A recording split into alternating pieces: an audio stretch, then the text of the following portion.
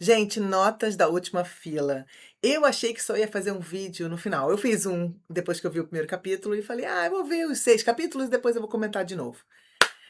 Mas eu cheguei no terceiro capítulo e me deu vontade de gravar e falar um pouquinho com vocês. Primeiro, porque esses 2 capítulos foram incríveis e segundo, porque eu descobri que, na verdade, esse dorama é uma adaptação de uma história. E eu quero falar com vocês sobre isso também. Mas, basicamente, esses capítulos 2 e 3, acho que eles definem esse tom do dorama. Enquanto no primeiro já me capturou completamente, já tinha dado nota 10.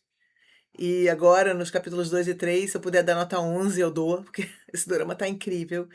E se no primeiro capítulo desperta curiosidade na gente, é a mesma curiosidade que o professor tem com o aluno, né, a gente também tem essa curiosidade de entender esse dorama, né.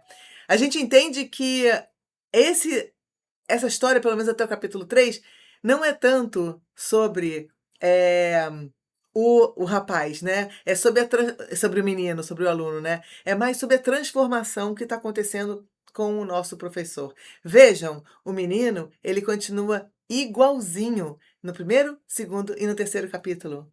Ele é frio, ele é inteligente, ele é observador. Isso tá lá, desde o primeiro. E tá lá se mantendo no segundo e na terceira, no terceiro capítulo. Sempre estrategista. Enquanto isso, o que está acontecendo com o nosso professor? Gente, ele está se transformando. Ele está perdendo, inclusive, noção do que é certo e do que é errado.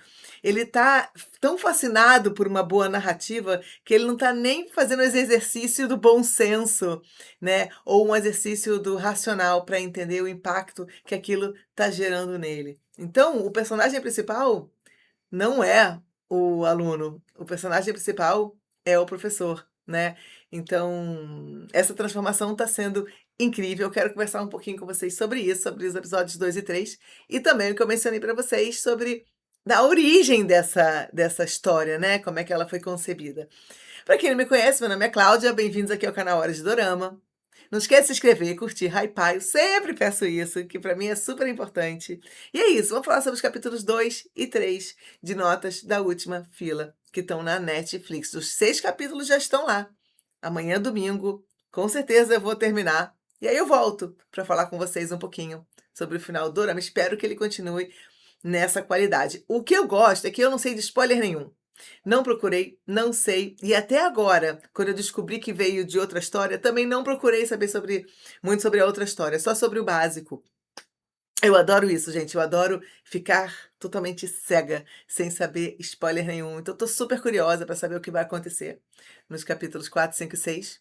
E mais ainda curiosa para saber se eles vão manter essa qualidade. Bem, bora lá, vem comigo. E, gente, segunda-feira a gente vai ter live. Na verdade, não, segunda-feira a gente não vai ter live, porque segunda-feira vai ser dia 29. E dia 29 é o jogo do Brasil contra Japão. Então a gente não vai fazer live nessa segunda-feira. É uma exceção, né? A gente sempre faz live segunda-feira às 9 horas, horário Brasília. A gente vai transferir para quinta-feira, dia 2 de julho. Gente, já é segundo semestre. Vamos transferir para essa live para quinta-feira, dia 2 de julho, 9 horas, horário Brasília, onde a gente vai falar de tudo um pouco, e inclusive sobre esse dorama. Então, bora lá? Vem comigo e vamos falar um pouquinho sobre esses capítulos. Gente, antes de eu começar a falar sobre os capítulos 2 e 3, que estão na Netflix, eu queria falar sobre a origem dessa história. E essa história nasceu de uma peça espanhola. É uma peça chamada El Chico de la Última Fila, do ano 2000, tá? E se transformou num sucesso enorme no teatro contemporâneo espanhol. E já foi montado em vários países, inclusive Coreia do Sul, né? Parece que lá na Coreia do Sul, essa peça tá desde 2015 em cartaz, né? Em várias temporadas diferentes. E já nessa peça, assim, a premissa é igual, tem esse professor frustrado, com um aluno muito talentoso, e com essas redações que funcionam como capítulos da história, e que trazem, né, geram uma obsessão crescente nesse professor, né. Então, na peça, pelo que eu percebi, o que eu procurei por aí, é uma discussão muito latente sobre ser voyeur, sobre a ética da arte, sobre manipulação, sobre até onde um escritor pode ir, né, e como a literatura também pode transformar as pessoas em objetos. Então, assim, isso é essa peça. Fiquei mega curiosa. Acho que vou lá na Coreia do Sul para ver a peça. Que eu não entendo coreano, que eu não vou para a Coreia do Sul tão cedo e que eu não entendo coreano, isso é irrelevante. Queria eu ir lá para assistir essa peça. Mas enfim, em 2012 teve um filme francês chamado Dentro da Casa. Dans la maison. Não sei falar francês, falei certo? Dans la maison? Com certeza falei errado. E aí, foi a primeira grande adaptação dessa peça, né. E, inclusive, esse prêmio ganhou um monte de prêmio internacional, e é considerado como uma das melhores adaptações de uma peça teatral num filme, né. Então ele praticamente mantém toda essa estrutura da peça, e pelo que eu vi, de novo, eu não gosto de spoiler, mas o que eu ouvi lendo por aí, parece que várias cenas famosas do filme foram, inspiradas, né, e usadas aqui no dorama, né. Quem sabe, depois de acabar os 6 capítulos, eu vou bem procurar esse filme para ver qual é.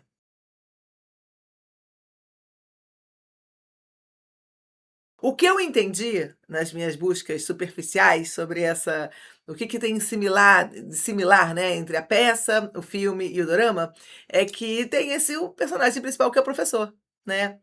Todo o professor sempre querendo ser famoso, fracassou, perdeu esse prazer de ensinar e encontra esse aluno brilhante que vai manipular de alguma forma, né.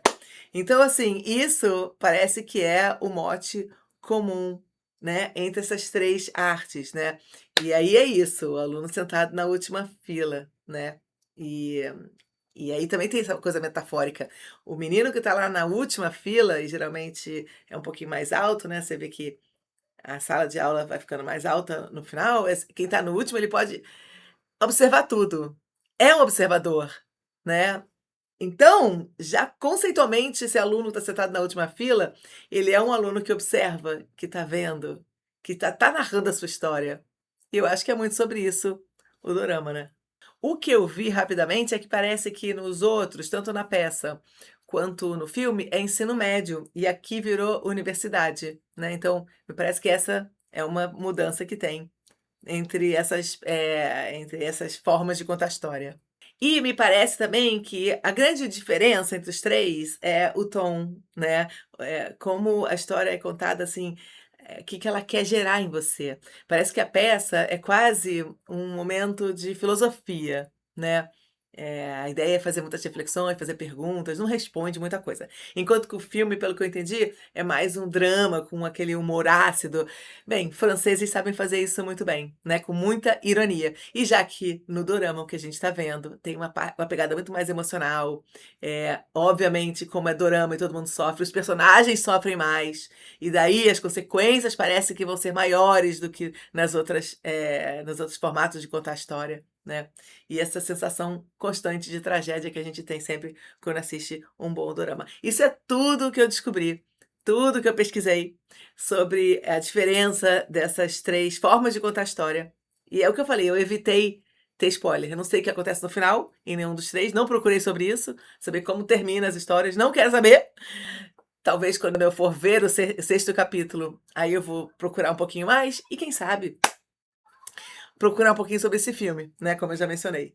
Vamos falar sobre os capítulos 2 e 3, e uma coisa que eu acho muito interessante é a questão da ética profissional, né. O nosso professor que no começo tinha toda esse preocupação no papel de ética de um educador, ele já foi corrompido lá no primeiro capítulo, quando ele roubou a nota, né, para o aluno, né. E talvez seja a primeira grande crítica do dorama, que seja: será que é só dinheiro e poder que te corrompem? Talvez não, talvez aqui uma pessoa pode ser corrompida pela curiosidade. E a verdade é que o aluno, ele não manipula, ele não somente manipula as pessoas, mas ele também manipula as expectativas. Essa coisa que acontece no terceiro capítulo, de daqui a 2 horas eu vou te contar o que aconteceu. Olha só, eu vou te contar o que aconteceu. Gente do céu, não só ele está manipulando a história, porque, gente, na minha cabeça, nada daquilo aconteceu. Não só ele está manipulando a história, mas como ele está manipulando a expectativa sobre a história, né? Então, assim, não é só o que ele faz, mas como ele faz. Ele sabe exatamente o que cada pessoa quer ouvir em que momento. E ele nunca convence ninguém pela força, pela ameaça. Cara, ele vai gerando empatia com as pessoas, vai comendo quieto, né? É um tanto quanto sombrio, gente. Eu tenho medo daquele menino. Sobre a família perfeita, eu não sei se existe, se não existe, mas é muito interessante, né? Ele cria uma família doriana, família perfeita, e aí vai descobrindo que tem várias rachaduras que já existiam ali. E ele só dá um peteleco ali para as rachaduras ficarem maiores ainda, os conflitos do filho com o pai, dos filhos, né? Porque acaba ele falando com a filha, o pai que esconde segredos, né? O casamento que já estava com sinais de que estava bem esgotado, né? Então, assim, é verdade, não é verdade? Ou toda essa história é feita para dar um trigger no nosso professor? Gente do céu, eu estou muito curiosa para saber. E a verdade é que o professor, ele está vivendo um livro, ele está experimentando um livro que ele nunca conseguiu escrever. É como se ele estivesse dentro de uma história, vivendo intensamente aquelas emoções de uma história que está sendo contada,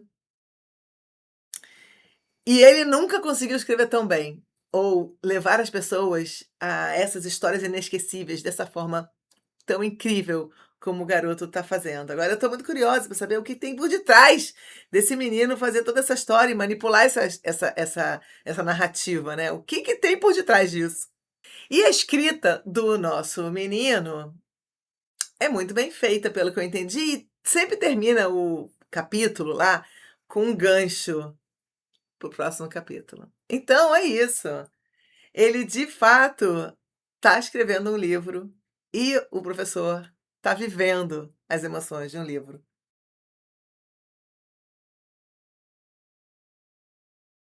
Gente, e talvez uma coisa que eu esteja muito gostando desse dorama é que não é só a questão do suspense, porque o suspense é uma ferramenta. Talvez seja uma crítica ao fato, de como as pessoas, quando ficam tão curiosas com uma história, elas esquecem, talvez, às vezes, alguns aspectos éticos e se tornam até cúmplices daquela história por voyeurismo, por curiosidade, né. Muito interessante isso, gente. Eu quero ir mais, eu quero entender aonde esse dorama vai chegar. Eu estou curiosa. Espero não passar dos meus limites éticos. Mas assim como a série faz o professor ficar curioso, eu estou, a cada capítulo, quando acaba, eu falo: "Ah, estou curiosa, muito curiosa. Estou adorando". Até agora, nota 10. É isso, gente. Vou acabar, vou voltar e a gente se fala no próximo vídeo e na live. Vamos nos encontrar na live na quinta-feira para falar sobre esse dorama aqui. Um beijo, gente.